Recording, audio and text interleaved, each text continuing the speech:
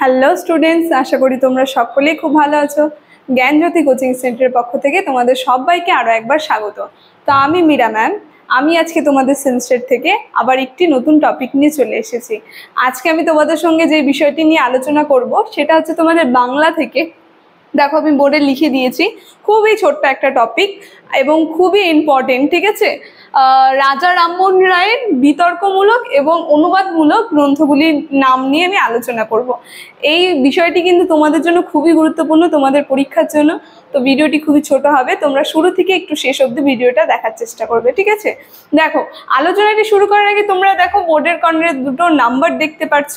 এটা হচ্ছে আমাদের জ্ঞানজ্যোতি কোচিং সেন্টারের অফিসিয়াল হেল্পলাইন নাম্বার। এখানে কিন্তু তোমাদের অনলাইনে ক্লাস করানো হয়, তার সঙ্গে তোমাদের নোটসও দেওয়া হয়। তো তোমরা যদি আমাদের থেকে নোটস পেতে যাচ্ছ বা আমাদের সঙ্গে অনলাইন ক্লাসে যুক্ত হতে চাচ্ছ, তাহলে এই উপরে দেওয়া নাম্বার দুটির সঙ্গে যোগাযোগ করো, ঠিক আছে। তাহলে আমি আমার আলোচনাটি শুরু করছি। দেখো আমি বোর্ডে লিখে দিয়েছি, আমি খুবই ছোটভাবে লিখেছি, তোমরা হয়তো বুঝতে একটু অসুবিধা হবে, সেই কারণে আমি মুখে বলছি। আমি যখন মুখে বলবো তখন তোমরা একটু খাতায় লিখে নাও।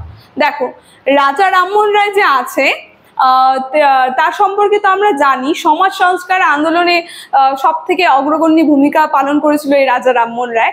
তো তার লেখা কয়েকটি বিতর্কমূলক এবং অনুবাদমূলক গ্রন্থগুলির নাম নিয়ে যদি আমি বলি, দেখো বিতর্কমূলক গ্রন্থে আমি প্রথমে লিখেছি যে ভট্টাচার্যের সহিত বিচার, যেটা 1817 খ্রিস্টাব্দে লিখেছিলেন তিনি, ঠিক আছে। তারপরে দেখো রয়েছে কি, তারপরে রয়েছে কবিতাকারের সহিত বিচার, যেটা 1820 খ্রিস্টাব্দে তিনি লিখেছিলেন। তারপরে লিখেছি আরেকটা, সেটা হচ্ছে গোস্বামীর সহিত বিচার, যেটা 1818 খ্রিস্টাব্দে তিনি লিখেছিলেন।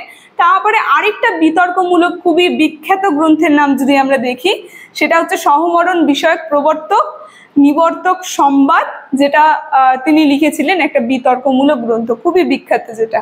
দেখো বিতর্কমূলক গ্রন্থ নিয়ে আমি বলে দিলাম। এখন অনুবাদমূলক গ্রন্থ যদি দেখি, অনুবাদমূলক গ্রন্থের দুটা নামই আমি লিখেছি। একটা হচ্ছে বেদান্ত সার, যেটা 1815 খ্রিস্টাব্দে তিনি লিখেছিলেন, খুবই বিখ্যাত ছিল যে গ্রন্থটা অনুবাদমূলক গ্রন্থ থেকে। আর আরেকটা রয়েছে যেটা হচ্ছে বেদান্ত গ্রন্থ, যেটা 1815 খ্রিস্টাব্দে তিনি লিখেছিলেন, ঠিক আছে। তো আজকের আলোচনাটি আমার এতটুকুনি ছিল, খুবই ছোট ছিল আলোচনাটি, কিন্তু তোমাদের জন্য খুবই গুরুত্বপূর্ণ। তো আলোচনাটি আমি এখানে শেষ করছি, আশা করি তোমরা বুঝতে পেরেছো।